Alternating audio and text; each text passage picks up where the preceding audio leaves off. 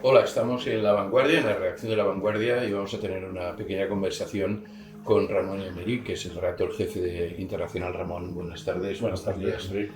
¿Qué tal? Bueno, estamos viendo que hay este conflicto entre Israel y Palestina, en este caso contra Hamas, que está teniendo una cierta escalada diplomática, y justo estos días, este martes, el gobierno de España va a reconocer a Palestina, y también se van a añadir este reconocimiento Noruega e Irlanda. ¿Qué significa este reconocimiento? ¿Esto arreglará las cosas? Bueno, básicamente se trata de una respuesta de una posición básicamente simbólica y política. Es decir, no va a resolver la crisis, es una crisis que viene de lejos, una crisis violenta, pero que sí, en cierto modo, lo que pretende es eh, que la comunidad internacional se vaya implicando progresivamente en, en esta apuesta, ¿no? De parar la guerra en Gaza, en cierto O modo. sea, con el objetivo de parar De que se añadan, el se sumen conflicto más bélico. países y en definitiva pues de que el gobierno de Israel en cierta medida pues recapacite sobre su posición, sobre su actuación y avancemos a un escenario más positivo que el actual. Hay más de 100 países que ya tenían reconocido a Palestina, pero ahora hay como un re-reconocimiento, Hay ¿no? Una reafirmación, ¿no? exactamente. En estos momentos la comunidad internacional está realmente preocupada por lo que ocurre allí, por los efectos que puede tener.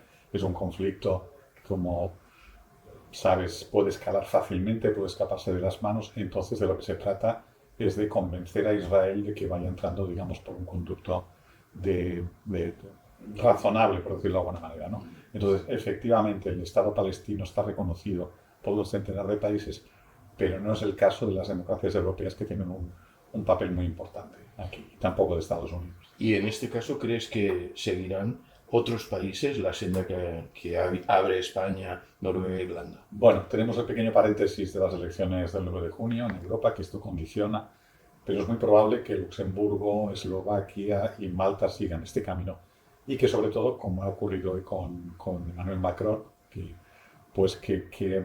otros países se sientan cada vez más implicados a ese reconocimiento. Uh-huh. Eh, Dices, por tanto, que no, este reconocimiento no va a resolver el conflicto, pero sí que va a interpelar todavía más Sí. al gobierno de Netanyahu, al gobierno de Israel, para que pare esta ofensiva. Parece que tampoco se han sentido aludidos en cuanto a la decisión de la Corte Internacional de Justicia de la ONU, que la semana pasada le ordenaba que parara esa ofensiva, y hoy hemos visto que no solo no la ha parado, sino que la ha intensificado en Rafah. Sí. De hecho, Israel está en una política de no reconocimiento de la ONU, de no reconocimiento de sus tribunales y, en definitiva, está en una política de, diríamos, de escapada hacia adelante, seguramente muy condicionada por los intereses de los miembros del gobierno, en particular de Benjamin Netanyahu, ¿no? Entonces, no, estamos aquí en un momento en que hace falta mucha presión para que Israel eh, cambie este escenario, ¿no? Y sobre todo esta presión debería venir sobre todo de Estados Unidos, ¿no? Que es su principal aliado, su protector y quien la está armando. Hay mucha gente que nos estará viendo y escuchando y dirá, hombre, si la Corte Internacional de Justicia le está ordenando que pare y no para, ¿qué puede hacer esa Corte Internacional? No tiene medios, ¿no? No tiene medios, no tiene policía de hacer ejecutar esas órdenes, pero bueno, es un poco el problema del mundo en el que vivimos, de un escenario en el que las reglas internacionales se están vulnerando de parte de muchos países y en este aspecto deberíamos hacer un esfuerzo, que es un poco lo que ha hecho España también, pues de poner un cierto orden, ¿no? En este entorno internacional. España, como decimos, reconoce a Palestina junto con otros dos países, eh, y esto lo hará en el Consejo de Ministros. Esto ha enfadado muchísimo al gobierno de Israel, y hemos escuchado unas declaraciones ya, además del vídeo que ha salido por la red X, la red que antes se llamaba Twitter, ese vídeo referente a España, del flamenco, etcétera, una respuesta del ministro de Exteriores diciendo textualmente: dañaremos a quien nos dañe. ¿Esto se puede leer en términos de una amenaza o es simplemente Bueno, una... se puede leer en términos de un tipo de diplomacia al que no estamos acostumbrados, pero Israel está, digamos, vulnerando las normas más elementales de esta diplomacia, Pero ya digo, forma parte de un contexto más general. Es como cuando Javier Milei viene a Madrid y habla de la señora del presidente, no. Es decir, se están vulnerando los principios más básicos de la diplomacia. Israel, que está en una situación cada vez más aislada, yo veo que estas declaraciones tan desafortunadas tienen que ver con esto. Es decir, dudo que Israel se plantee seriamente algún tipo de amenaza o de respuesta a la decisión de España, pero bueno, es la manera que tiene de salir, de reaccionar cuando alguien se encuentra muy acosado, ¿no? Es decir, no se espera una reacción violenta, sino que es más elevar un poco el tono más Sí. y no pasar de ahí. Pero de hecho ya algunas decisiones que han tomado, por ejemplo, la imposibilidad del cónsul español de Jerusalén que no puede atender, por ejemplo, a los palestinos de Cisjordania, ya han sido una anomalía importante. Estamos entrando en territorio desconocido. Históricamente España e Israel han tenido buenas relaciones, también hay algunas relaciones económicas y hay empresas de Israel trabajando aquí y algunas también empresas españolas allí. ¿Se puede romper esa relación más allá de la cuestión política y diplomática? ¿Puede haber una consecuencia económica? Bueno, yo creo que no. Yo creo que el mundo económico es muy consciente de lo que se juega a la hora de romper estos lazos. Y creo también que la comunidad empresarial israelí también es muy consciente de que estamos en una situación excepcional y que por tanto no peligran estos lazos, a no ser que realmente entremos en una espiral de difícil conclusión. Si se fijan, estamos hablando todo el rato del gobierno de Israel, no de Israel. Exacto. Porque Israel tiene muchos más pensamientos y hay otros partidos que forman parte también del espectro político de ese país, ¿no? Eso es importante ponerlo en valor. Sí.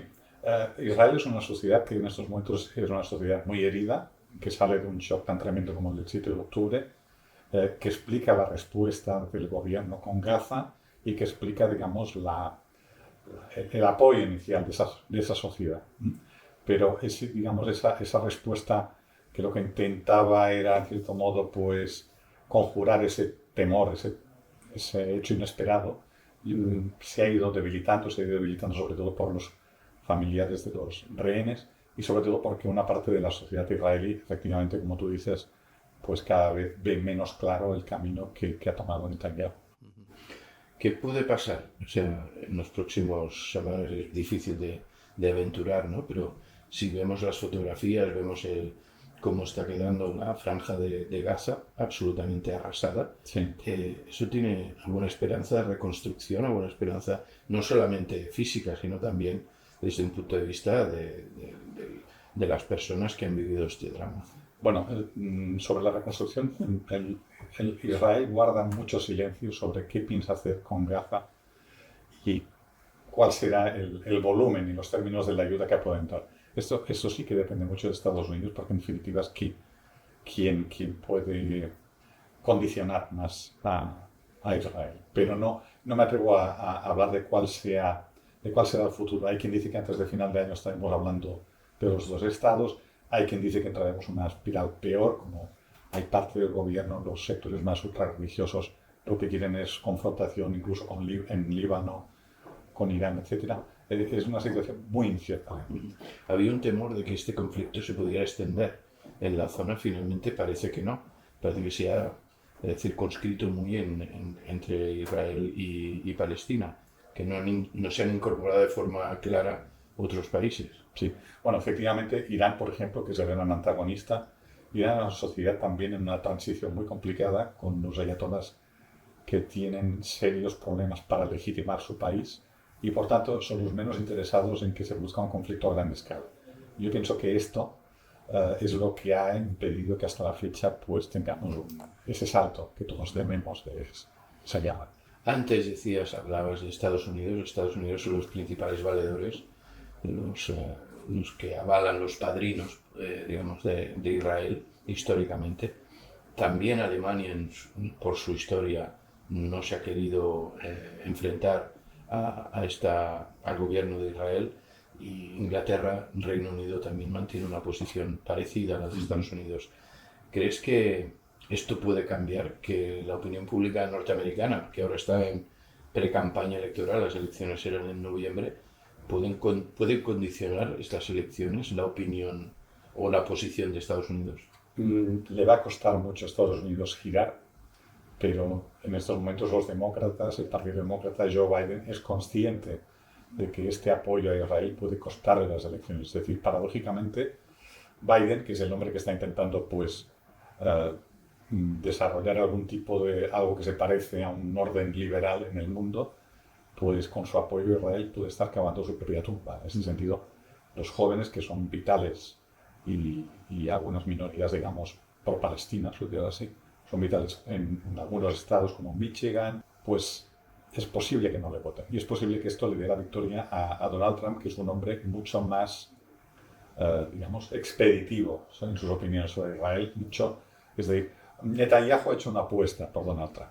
Este es el tema y la trampa en la que se encuentra Joe Biden, que tiene que maniobrar, por una parte, en conseguir que dejen entrar la ayuda, que pare la guerra, que pare la ocupación en estos momentos de la invasión de Gaza. Y por otro lado, pues bueno, pues un cuerpo electoral le está pidiendo que sabe que si no lo hace no le va a votar en noviembre. Dicho de otra manera, quien se baje del apoyo a Israel puede perder claramente. Puede perder claramente las elecciones. Sí. Y mientras tanto tenemos en las universidades estas manifestaciones, estas acampadas que están apretando, ¿no? Que están tratando de influir en el voto demócrata, sobre todo. Sí, sobre todo. Bueno, de hecho, yo creo que es la movilización estudiantil juvenil en Estados Unidos de mayor peso en las universidades desde la guerra de Vietnam en este aspecto. Entonces, yo creo que esto presiona mucho a Biden. Él es muy consciente de todo ello, pero no, el tiempo apura y tiene que decidirse. Bueno, pues te leemos y te seguimos en la web de La Vanguardia y también en el diario impreso y veremos la evolución de todo este conflicto, que parece que está todavía muy en ebullición. Todavía estamos ahí. Gracias, Ramón. Gracias a todos.